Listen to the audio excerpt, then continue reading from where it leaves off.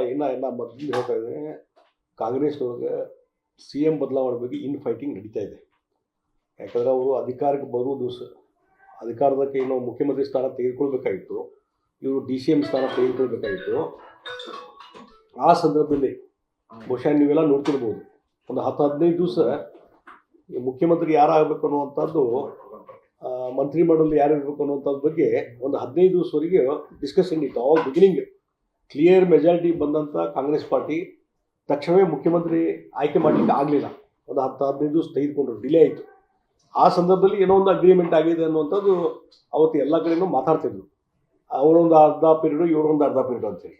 ಈಗ ಬಹುಶಃ ಮುಖ್ಯಮಂತ್ರಿ ಒಂದು ಹಂತದಲ್ಲಿ ಇತ್ತೀಚೆಗೆ ಒಂದು ತಿಂಗಳಿಂದ ಒಂದು ಸ್ಟೇಟ್ಮೆಂಟ್ ಕೊಟ್ಟರು. ಅವರು ಹೈಕಮಾಂಡ್ ಹೇಳಿದರೆ ನಾನು ನಡ್ಕೊತೀನಿ ಅಂತೇಳಿ.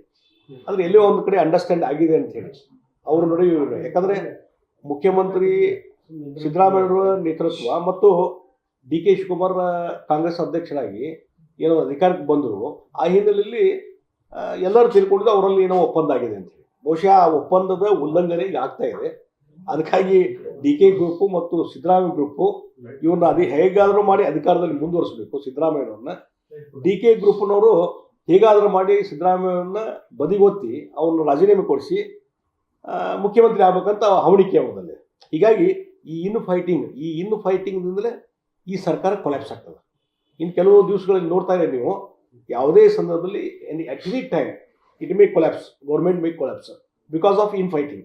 ಅದು ಹಾಗೆ ನಡೆದ ಆ ಹಿನ್ನೆಲೆಯಲ್ಲಿ ನಡೀತಾ ಇದೆ. ಮತ್ತು ನೋಡಿ, ಈ ತೆಗಡೆ ಹೈಕಮಾಂಡ್ದವ್ರು ಹೇಳ್ತಾರೆ ಕಾಂಗ್ರೆಸ್ ಯಾರು ಬಹಿರಂಗವಾಗಿ ಹೇಳಿಕೆ ಕೊಡಬೇಡ್ರಿ ಅಂತೇಳಿ.